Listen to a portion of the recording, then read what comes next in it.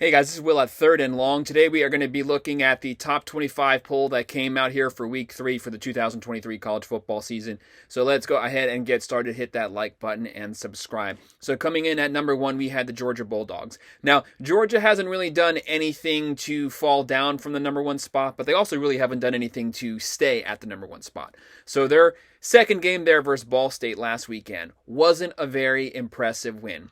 Basically, Carson Beck is doing okay right now, but the running game has not been going yet. They must get the running game going. They won like 45-3 or 45-6, so the defense is playing great, but the offense is pretty questionable so far. Now, the competition has been very easy, and it's not really going to get that much better. They have a really cupcake schedule this year, so as they continue not to play up to par for the standard that the number 1 team should be playing at, the 3 teams behind them are going to be putting a lot of pressure on Georgia to take that number 1 spot. So they must play better, or the teams behind them, as the season goes on, will be coming to take that number 1 spot. Coming in at number 2, we had the Michigan Wolverines.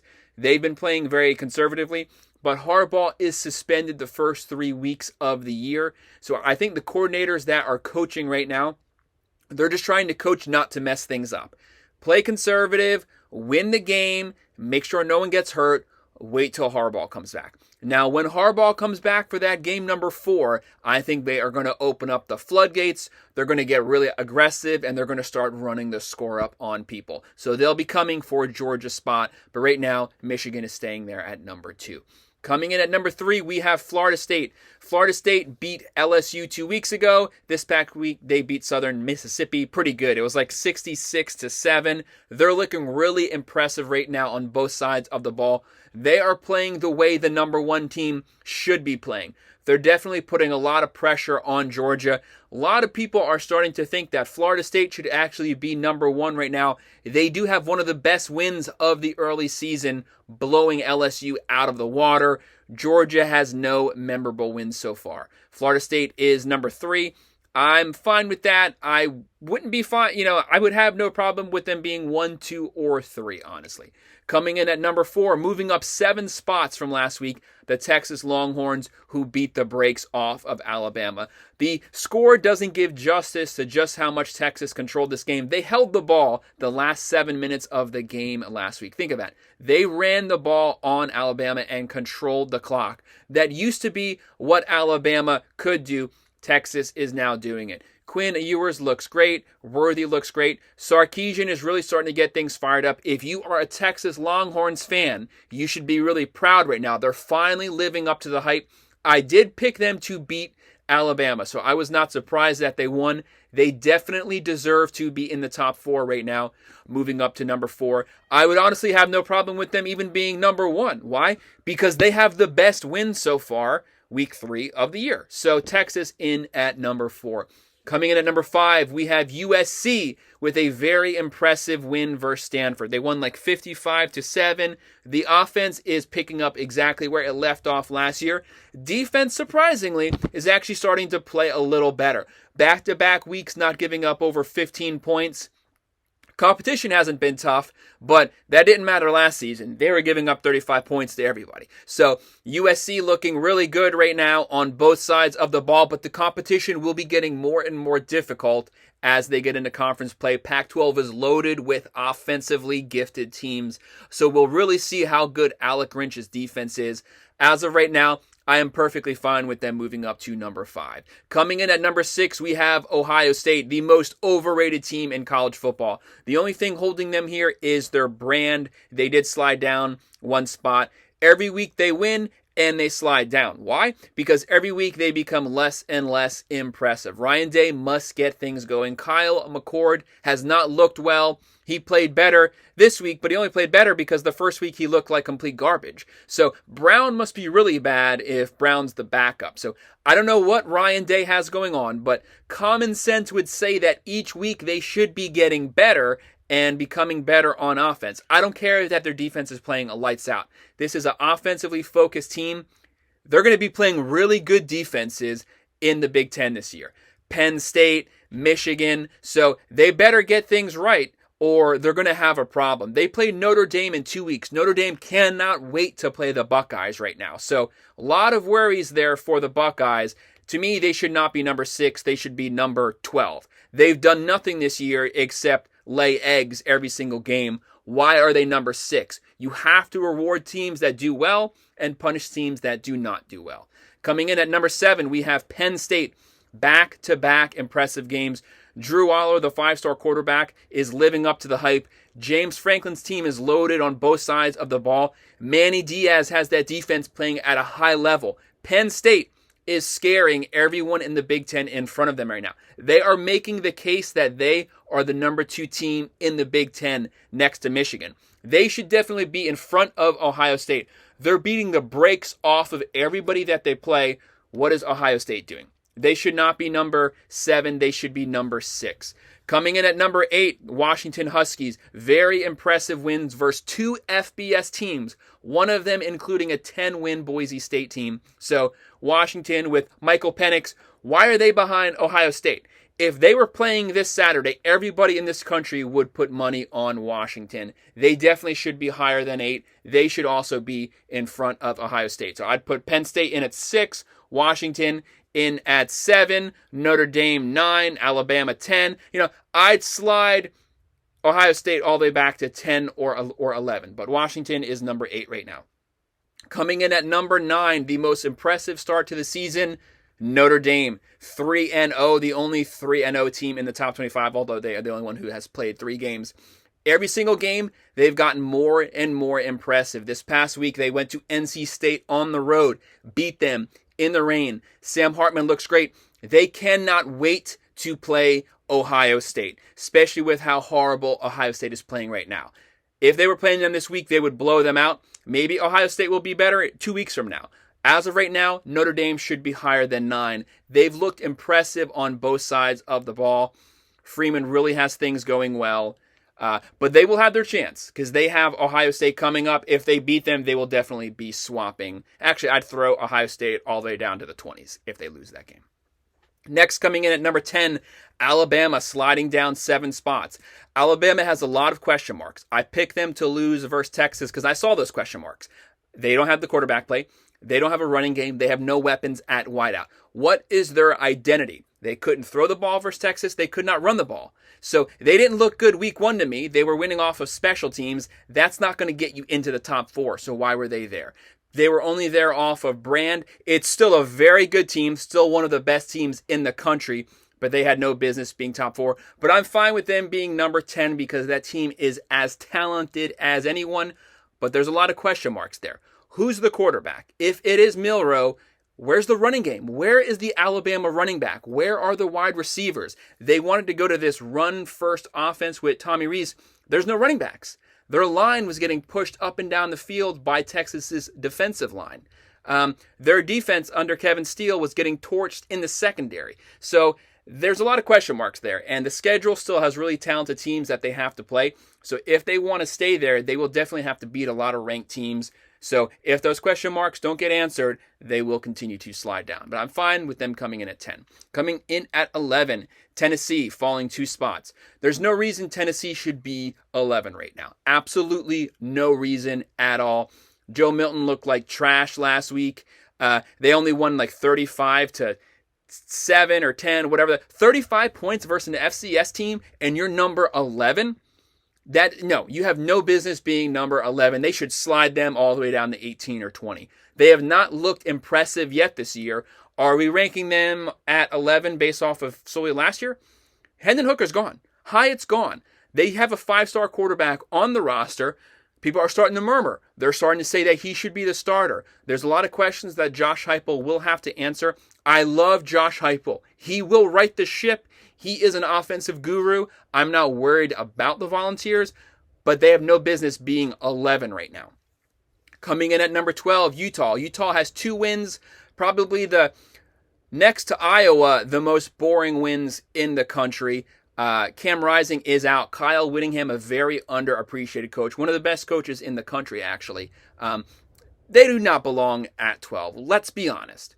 Are they going to finish the year there? No. Should they be there right now? No. I don't care that they're the back-to-back Pac-12 champs. That doesn't help them right now. Would they lose to Oregon? Yes. Would they lose to LSU? Yes. So why are they there right now? I mean, really, they are just there kind of because they fell into being number 12.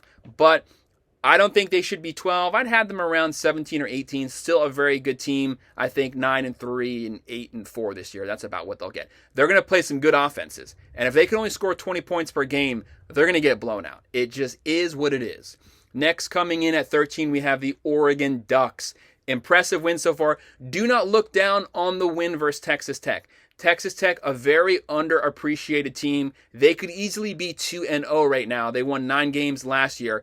Texas Tech, very good. They went to Texas Tech, were down in the fourth quarter, scored 20 points fourth quarter, won the game. I think that's impressive. Ducks, good team. They need to get the defense figured out. They're giving up too many points, but I like Oregon right now. Pac-12 is loaded. They are one of the best teams in the Pac-12. If they played Utah right now, they'd blow them out. If they played Tennessee right now, they'd blow them out. If they played Ohio State right now, they'd blow them out. Why are all of those teams in front of them and they're number 13? That doesn't make any sense, but things will sort their way out because some of those teams are going to be getting whooped and sliding down the rankings, but they're number 13. Coming in at 14, we have LSU. I did pick them to lose to Florida State. I thought they were overrated. I think they're a 9-3, 8-4 team, probably more like 9-3, but they beat the crap out of Grambling State, which they should have. Jaden Daniels, great quarterback. Brian Kelly, great coach. Gifted wide receivers, great defensive line. They will get better, but they do have a pretty difficult schedule. But LSU is there at number 14 right now. Coming in at number 15, we have Kansas State. Why is Kansas State 15? I guess because they won the Big 12 last year, but they're number 15. Will Howard has looked great so far, but I do not think they're the number 15 team in the country. But they do continue to win, and they are winning impressively by large margins. So I'm fine with them being at 15, but I think they're more of an 18 team. But they come in at 15. Coming in at number 16, we have Oregon State, the Beavers. I feel so bad for them. They have no home after this year, and this is probably one of the best teams that they have ever put on a field. They are 2-0. Very good team. DJU looks really good since he left Clemson. Very gifted team, but the Pac-12, with so many good teams, they're going to beat one another up badly once they get into conference play. Coming in at 17, moving up 3 slots, Ole Miss. Why is Ole Miss moving up 3 spots? I love Lane Kiffin. I've always liked him, but let's be honest. Like I said, it is what it is. Why is Ole Miss number 17? Why did they get rewarded with moving up 3 spots? You only move up 3 spots if you beat the brakes off of someone or if everyone in front of you loses. Neither happened to Ole Miss, and they moved up 3 spots. They had a horrible game versus Tulane, not playing with Pratt, playing with their backup, and they barely beat them, got a garbage time touchdown to take a double-digit lead, and we reward them with 3 spots? That makes no sense. They're number 17. I'd have them about number 25 right now. Coming in at 18, we have Colorado moving up 4 spots. I'm perfectly fine with that. They followed up their TCU game with a very impressive win versus Nebraska, who was a little more disciplined than TCU defensively, but they wore Nebraska out second half. First half was tough for Deion Sanders. Second half, they owned it because of their speed and their athleticism. They continue to win. Will they finish the year ranked? I don't think so. I think this is a 7-win team at best. Once they get into conference play, the Pac-12 is going to eat them up. There's just too good of offenses out there, and I don't think they have the depth once guys start getting hurt. Second, third-string guys start having to play more. I think that's when the Pac-12 teams will start separating themselves from Colorado. But I'm perfectly fine with them being at 18. It's a great story. They are winning. Keep them there. They're probably not going to lose till they play Oregon in a couple of weeks. Coming in at 19, we have Oklahoma. They did slide down 1 spot. Why? Why did they slide? They beat SMU 28-11.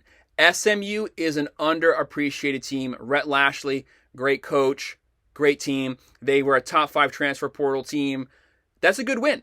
That's a good out-of-conference win. So we punish them, but we reward Ole Miss. I don't understand that at all.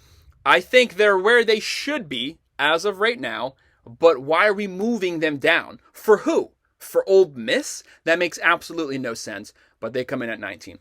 Coming in at number 20, the North Carolina Tar Heels falling 3 spots. They should fall a whole lot more than that. They should be 24. They are who we thought they were. I did choose them to beat the Gamecocks because I didn't think the Gamecocks were any good. It is what it is. But I also didn't think the Tar Heels were very good. They're actually worse than I thought they were because Drake May has kind of disappeared this year. And I think it's because Phil Longo's not there and Philip Lindsay is calling plays. Philip Lindsay is a run-first coordinator, and you have Drake May, one of the best college quarterbacks. They're not utilizing him. So he's not having an effect on the game. And Gene Chizik's defense is what we thought it was. They looked like crap this past weekend. They played Appalachian State again, double overtime. After having 9 sacks versus the Gamecocks, they had 0 sacks this past weekend. So Mac Brown's team is what we thought. They are winning. They should be ranked, but not number 20. Drop them down to about 24. Duke won, of course, week 1. They beat Clemson. Week 2, they had a very good win. Duke is what they are. They're a very solid team. They play possession. They take the ball away. They control the clock. They run the ball. Mike Elko has a great team here. Riley Leonard went 12 of 12 this past week. Good team, disciplined team. I'm perfectly fine with them being there at 21. Number 22, welcome to the top 25, Miami Hurricanes beating the brakes off of Jimbo Fisher's Aggies. I did pick Miami to upset the Aggies, so I'm not surprised there. They were the better team. Mario Cristobal definitely has things rolling there. Shannon Dawson, great hire at offensive coordinator. Lance Guidry, great hire at defensive coordinator. This team is stacked. Tyler Van Dyke, believe it or not, is a under-the-radar Heisman candidate. He was great when Rhett Lashley was his coordinator. People slept on him this offseason. I don't know why. He's good. Miami's good. They deserve to be right where they are. And the Aggies have no business being in the top 25. I don't care how many 5 stars they have. Coming in at 23, welcome to the top 25, Washington State. Another Pac-12 team with no home after this season. It's a shame, too, because Ward looks great. This team is playing well. They deserve to be in the top 25. And it's a great story to see them and Oregon State in the top 25 because they're by themselves. The Pac-12 left them. They're the last ones left standing, and they're playing their guts out, basically. So welcome to the top 25. Coming into the top 25, welcome Chip Kelly's Bruins. They've looked very impressive so far, getting led by a 5-star quarterback. This is Chip Kelly's team. I think it's an 8-4 team, maybe. They should be ranked top 25 until they lose, but conference play is just going to be so hard for the Pac-12. There's so many good teams. They're going to beat one another up, but they definitely deserve to be ranked this week. Coming in at number 25, holding up the rear end, is Iowa, the most boring team in college football history. Kirk Ferentz should fire his garbage coordinator's son. They are 2-0. They beat Iowa State in one of the worst games that you will ever see. So let's reward them with top 25, and when they suck this Saturday and win 15-3, we'll move them right back out of the top 25. It just goes like that every single week. Now, the other ones getting votes, Clemson got pushed out. They will be back. Do not worry, Clemson fans. And the next ones I can see, Arkansas has no business getting 33 votes. And I could see Cincinnati soon coming into the top 25. They have played very well. But that's my rehash of the Week 3 top 25. Hit that like button and subscribe. Thanks.